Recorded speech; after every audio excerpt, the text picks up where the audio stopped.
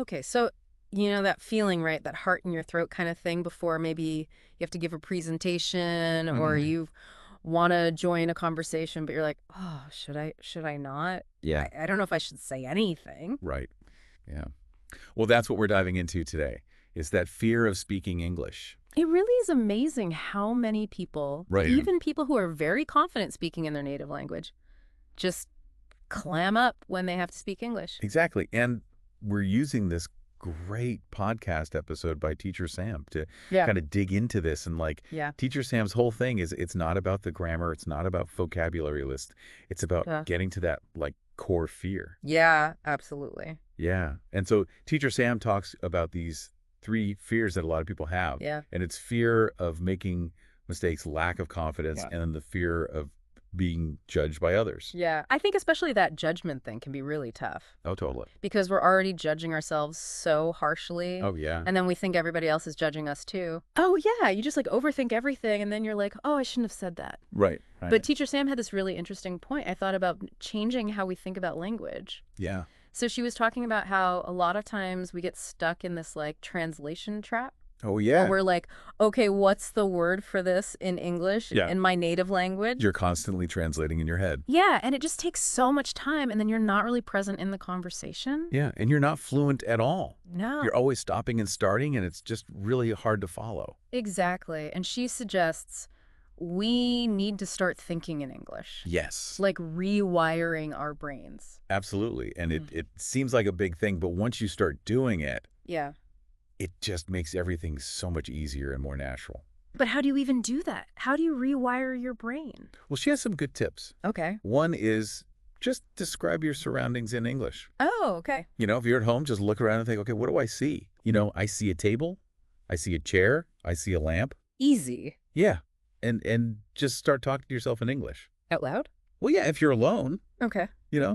why not? Okay, so talk to yourself. And then she also suggests building like a word bank Uh-huh. of phrases that you can use in different situations. So it's like almost like instead of translating word for word, you're translating like thought for thought. Yes, exactly. And you're learning these phrases in context Okay. so that you can just use them naturally without having to think too much about it.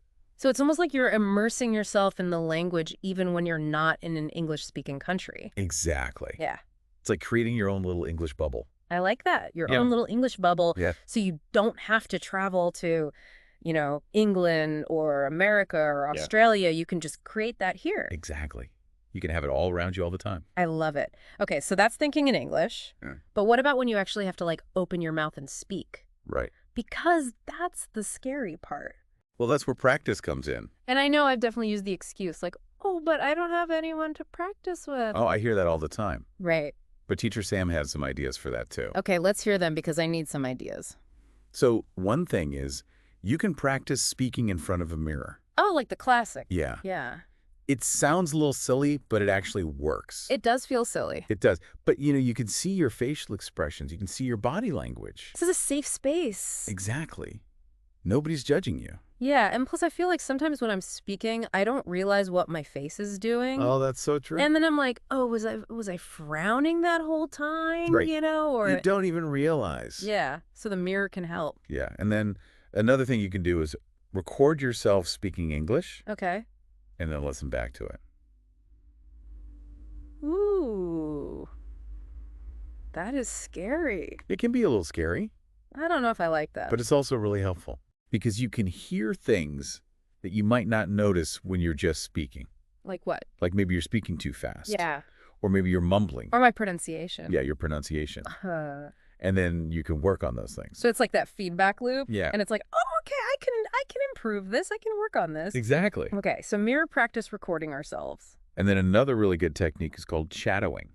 Oh, I've heard of this. Have you? Yeah, but I don't really know what it is. Okay, so basically you find some audio in English. Okay. It could be anything like a podcast. Oh, like this one. Yeah, like this one, or a speech, or even a song. Okay. And you just try to speak along with the speaker. In real time. Yeah, as closely as you can. Oh, wow. So you're imitating their rhythm, their intonation, their pronunciation. So you're like their shadow. Exactly. You're trying to blend in with their voice. Yeah, it's a little strange at first, but it really helps you to develop a more natural flow. So you're kind of like training your mouth to make those sounds Exactly. And your ear to hear them. at the same time. Yeah. It's like a workout for your mouth and your ears. Oh, okay, I like that. Yeah. So I'm getting a workout, Yeah. even just listening to this podcast. Absolutely. And Teacher Sam says you don't have to be perfect. Oh, good. The goal is just to gradually refine your pronunciation and get more comfortable with the sounds of English. Okay, that makes me feel better because I'm definitely not perfect. None of us are. But that's okay. That's the point, right? Yeah. We're all learning. Exactly. You know what I think a lot of people get like really caught up on? What's that? This idea that you have to use all these like big fancy words Oh, yeah. to sound fluent. Right. But Teacher Sam's like, no, Keep it simple. keep it simple. Yeah. It's more about like getting your point across. Exactly. Fluency is not about showing off how many words you know. Right, It's about being able to communicate effectively. right. And sometimes it's actually better to use like simpler language. Mhm. Yeah. Because then you don't sound like you're trying so hard. Absolutely. And you're more likely to be understood. Yeah. Teacher Sam gave this funny example. She's like, instead of saying, I would like to inquire whether you might be available for a meeting, All right. just say, can we meet? Yeah. You know, So much clearer. that's so much easier. And it doesn't sound pretentious, No. which is a good thing. Yeah. So keep it simple. Mhm. So we've talked about thinking in English. Yeah, We've yeah. talked about practicing on our own. Right. But what about like actually having conversations? Yeah. That's the real test. That's the scariest part. It is, but it's also the most important part. Because that's where you really learn how to use the language. Right. You have to be able to think on your feet Mhm. and respond to what other people are saying. And like, what if they ask me something and I don't know the word? Well, that's okay. It is. You can always ask them to repeat or to explain what they mean. Oh, right. Or you can try to paraphrase. Yeah. Use different words. Yeah. And the more you practice, the easier it will become. Okay, so how do I practice if I don't have like native English speakers around me all the time? Well, there are a lot of different ways. Okay. You can join an English club Oh, okay. or a language exchange group. I've heard of those. Yeah, there are lots of them online. Okay, cool. And you can also use language exchange apps. Like where you can talk to people. Yeah, you can chat with people from all over the world Okay. and practice your English. So there are ways. Yes, there are definitely ways. Even if I feel like I'm stuck here Yes. in my little town. You're never really stuck. The internet, The internet has opened up so many possibilities. it really has. Yeah. So we can connect with anyone, Mm-hmm. anywhere. Exactly. That's pretty cool. So no more excuses. All right, no more excuses. Get out there and practice. Okay, so we've covered a lot. But I think Teacher Sam's most important point is this idea of like changing your mindset Absolutely. about mistakes. Yes, this is where it all comes together. Because we're all going to make mistakes. Of course we are. It's part of the process. It's how we learn. So instead of getting like all freaked out about it, we should Yeah. be like, oh, okay. A learning opportunity. A learning opportunity. Yeah. Okay. So Teacher Sam suggests using affirmations Oh, okay. to help shift your thinking. Like what kind of affirmations? So things like mistakes help me learn, Okay. or every mistake is a step toward fluency. I like that. Yeah. Every mistake is a step closer To where you want to be. to my goal. Yeah. Okay. And another good one is no one is perfect, and that's okay. Oh, yeah, we got to remember that. It's so important. Yeah, because I think we hold ourselves to this like impossible standard. Yes, we do. And then we get discouraged when we don't meet it. So give yourself a break. Yeah, be kind to yourself. And remember that everyone makes mistakes, Even native speakers. especially native speakers. Oh, yeah, they make mistakes all the time. All the time. They just don't worry about it as much. Right, because they're not learning the language. They've already learned it. They're just using it. Yeah. So I guess the key is to just like relax Yeah. and not take it so serious. Exactly. Have fun with it. Enjoy the process. Yeah. Learning a language should be enjoyable. Okay, I'm trying. I know you are. I'm working on it. We all are. So we've learned a lot from Teacher Sam today Yeah. about how to, get over that fear of speaking English. Yeah. She's got some really great advice. I'm curious, like, as you were listening, was there anything that really, like, jumped out at you that you were like, oh, I could try that? Yeah. I think for me, it was that whole thing about shadowing. Oh, yeah.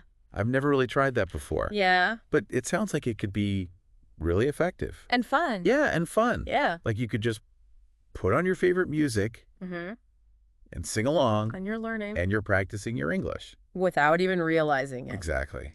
I like that. Yeah. So I'm going to try that. Okay, cool. Me too. What about you? What resonated with you? I think for me it was the affirmations. Oh, yeah. I'm a big believer in like the power of positive self-talk. Hmm. So I'm going to try incorporating some of those affirmations into my daily routine. I think that's a great idea. Yeah, because I think sometimes we're just so hard on ourselves. We are. Especially when it comes to language learning. Yeah, we expect to be perfect. Right. And when we're not, we get discouraged. And then we give up. But it's like, if we can just reframe our thinking Yeah. and be like, okay, it's okay to make mistakes. That's part of the process. Everyone makes mistakes. Even native speakers. Yeah, so it's like, why are we putting so much pressure on ourselves Yeah, to be so. perfect? Just enjoy the journey. Yeah. And celebrate the progress that you make. It's all about progress, not perfection. I love that. Okay, so as we wrap up this deep dive into Teacher Sam's wisdom, what's like the one thing that we want our listeners to take away from this conversation? I think the biggest thing is to just be kind to yourself. Don't be afraid to make mistakes. And have fun. Yeah, have fun with it. Because learning English should be enjoyable. Absolutely. It shouldn't be a chore. No. It should be something that you look forward to. That you're excited about. Yeah. So embrace the challenge. Embrace the mistakes. And keep practicing. And most importantly, keep speaking. All right. Thanks for joining us on this deep dive. It was a pleasure. We'll see you next time.